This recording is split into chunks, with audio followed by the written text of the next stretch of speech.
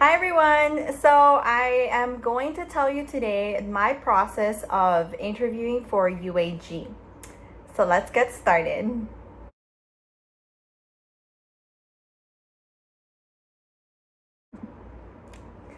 Okay, so before you apply to UAG, you have to fulfill a couple of requirements. So just so that you know, it's 90 credits or 90 units out of any university in the US or Canada. And you don't have to be a college graduate to apply yet. You can apply within your fourth year and they'll still accept your application. And you need 1 year of biology, 1 year of physics, 1 year of organic chemistry, 1 year of general or inorganic chemistry, 1 year of English, and 1 year of mathematics. Just so that y'all know, the requirements for students that are coming from Puerto Rico are a little bit different. I think they have like 2 other requirements in addition to these. So if you're from there, look that up at the UAG website. You can just find it there. So in order for me to apply, I went to the UAG website and they have their own application system. It's not through AAMC or like AMCAS. No, sorry. The one for the DO. It's not those. So it's directly through their website. You just click apply. So the application is through there. The application costs $75. And the application does not require secondaries. So it's just like a one-time thing, which is good, right? So you send in a 2 to 3 page personal statement. I personally sent in my personal statement that I already had for my other application through like AAMC, and that was fine. They require a passport size photo, and they require your unofficial transcripts and a copy of your birth certificate, 2 letters of recommendation from science professors, and a resume. So that includes your education, extracurricular, everything since starting high school. If they require it since high school. I don't know if I put any extracurriculars from high school. All I did was like my like where I went, and I think I might have put my GPA, but I'm not sure.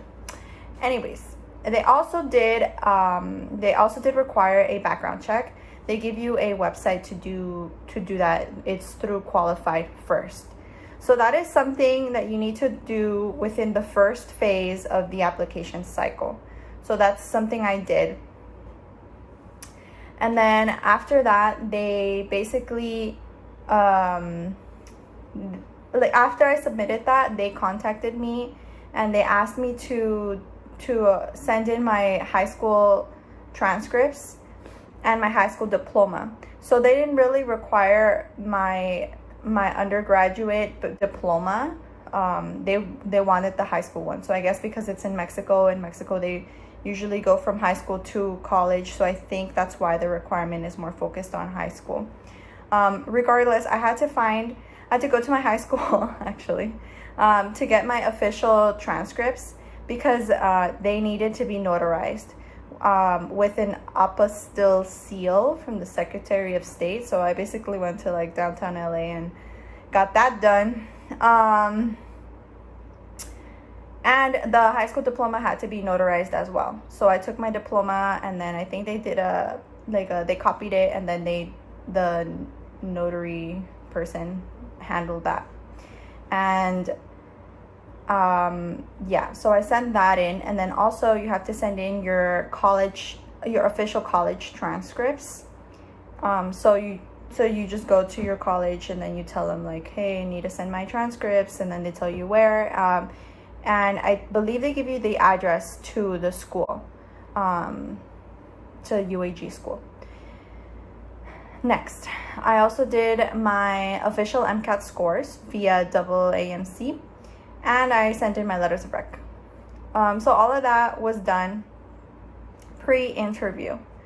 As soon as I got my interview invitation, that was on August 8th, I was told that I can either go in person to the UAG campus, or I can go to their US campus, aka the one in San Antonio, Texas. They have a college of admissions there. Their campus, just so that you know, it was a little confusing for me, just so that you know, 100% clear, the UAG campus is in Mexico. Even though they have an office of admissions in Texas, that doesn't mean that their school is there. Nothing is there, only their office of admissions, I'm assuming. I didn't go, but yes, like the person that I kept in contact throughout the whole admissions process was calling me from Texas. So yeah, I did my interview via a website called WebEx, and that was $50 more. And why I say more is because in general, the interview for UAG is $1,600. So this $1,600 is non-refundable, and it does not go towards your tuition. It's only refundable if you are not accepted. So yeah, it's non-refundable. So if you are planning to go or apply to school, know that they're gonna ask this of you. And I know that it sounds kind of like a little sketch. That's just how it is. So be sure, 100% sure, you want to go to the school, because they need that money before the interview. So they gave me that option, or they invited me towards an interview August 8th. And honestly, I wasn't that sure about it. But after speaking with my parents and stuff, they told me to just go for it, to have it done. And so I did my interview, or I told them that I would be able to do my interview, and I got it for September 20th. So maybe like a month and some days after that official invitation. I just emailed them and I was like, okay, yes, I am available. What day? They asked me what day and time, and I was like, I'm available this day. And they were like, you are available this time? And I was like, yep. So yes, my recommendation for this is, if you're applying through AAMC, I don't know, I would apply for UAG like maybe towards the end, like if you're doing secondaries, like towards the end, you know, like once you're getting like some invitations, or if none, you know, like I would apply then. Or you can just do what I did and apply before. I didn't know it was gonna be so fast. So I applied with like at the same time that I applied like to regular school, you know, to like the US based schools. But anyways, that was that. And then the interview itself, it was 1 hour, and I paid for the interview via PayPal. And honestly, guys, I was looking through to tell you tips. I reached a PDF that I signed, and I forgot that I signed it, and it was a non-disclosure agreement that I signed with the school. So I signed it and like scanned the copy back. So I can't really give you any tips regarding the interviews, which I know it's like, wow. But other than, make sure that you have good internet if you do it through the internet. If you go in person, you can go in person. You just don't pay the extra $50. Just make sure that you are polite and presentable. And I personally wore a white button-up shirt with a black blazer, and I used my AirPods for audio. So yeah, that's all I can give you. But there's lots of resources online, so you should check those out. After that, my interview was on the 20th. I got accepted on the 24th of September. As soon as I got accepted, they were like, okay, cool, sign up, make sure you sign up for FAFSA, make sure you get your Mexican visa, your Mexican student visa in check, make sure that you get medical equipment list, the one that I made a video for, make sure that you get your vaccinations in order. So they gave me PDFs for everything that I needed to do. And and the more important thing at that moment was to sign up for FAFSA. I mean, it was early. I applied all of this like August, September stuff. That was last year, right? And I started this year. So I applied and I got in September 24th, 2019, and I started August 3rd, 2020. They give you the opportunity, and I could have gotten the opportunity to start in January, but I decided to go towards the July start date just to kind of be like somewhat on the similar schedule as the US students here. I don't know why, but I found that more comforting. I don't think there's a difference between the July and January start dates, so totally up to you. And that's it. That's really it, y'all. Like, it was pretty smooth process. And like I said, I started school August 3rd. Because of COVID, there was a lot of back and forths regarding the visa. Because if I'm being honest, I haven't gotten it yet because I was going to get it beginning of August or throughout the summer before school. But the Mexican consulate in Los Angeles was closed because of COVID. And so I was like, okay, let me just wait it out. And as soon as I was able to get in a spot, it was actually for the day of orientation. I decided to cancel it because I think it expires if I don't go within like 3 months or something like that. And I was like, oh no, I'm not even going now. So if I get it now and I don't go soon, then it's gonna expire and I'm gonna have to go through the process again. Like, I was like, all right, whatever.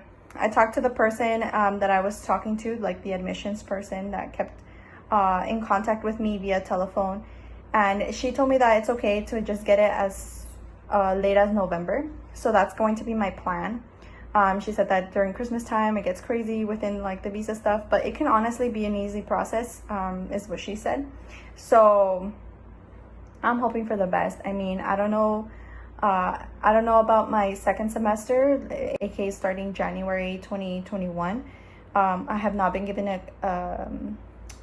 like any info whether or not it's going to be in person or continuing online, but I'll deal with that when I deal with it, you know. Besides that, I'm in the process also of doing my vaccination, so it was just everything became slower, like, and I didn't want to pressure. I was like kind of afraid to go out for vaccinations and stuff like that. But once it got a little bit better, I like started like moving those moving the process. I haven't gotten my vaccinations yet, but I've been in contact with my doctor, and I've been like, you know, I went in for a blood test, seeing what vaccinations I need. I got an x-ray because I'm usually TB positive, so they need that so that they can confirm that I'm not. And that's it. I'm pretty sure that's it. I hope I answered all of your questions. Please comment below. You know, I get back to you. I'm sorry it took so long. It's just that legit, y'all, like, school is intense. Like, we go in and every 2 weeks we're getting a test about the subject that we just went through. And so last test, it was a lot harder for me because it was immunology, and it was a little bit of pathology and still genetics, but it's like, I don't know, like a little bit more detailed. But what was harder for me was the immunology section, just because I feel like I didn't really get a good background in it in undergrad. So gotta start from scratch. But it's okay. YouTube has been helping me. I've been using Boards and Beyond, and I am also using USMLE RX. Those two services are really helpful, and they've been helping me with the test questions, because they provide, the Boards and Beyond and USMLE RX provide practice questions. However, for the RX, I'm doing the easy questions only, because I can't do the hard questions, since that would require me knowing more, right? Because I'm in the beginning process, and they're giving me, their questions are basically 4-step. And in terms for Boards and Beyond, they gave me questions per video. So not all of the video information, let's say I'm learning about the T cell for immunology. They give me like Boards and Beyond gives me a lot of information, but it's not in the order that like the school is teaching it. Or maybe it has some things from the school and some things not. So the questions that the video provides, like, it can help, but not always. But sometimes, like for pathology, there's this, I think, for apoptosis, necrosis stuff, like it was like spot on. So all the questions were good for me. So I honestly am using YouTube, and I totally recommend you all to look up YouTube stuff, YouTube videos. I'm using AK Lectures. Some people are using Ninja Nerd as well, and this other YouTuber, Armando something, who draws out bio stuff. Yes, honestly. Okay, so that's it, y'all. I hope y'all are doing well. Please stay safe. Please take care of yourself. Your mental health is very important. And I hope y'all like this video, and comment below if you have any questions, or if you have if you want another video, which one you want next. Other than that, I'll just go by my list. All right, y'all, take care. Bye.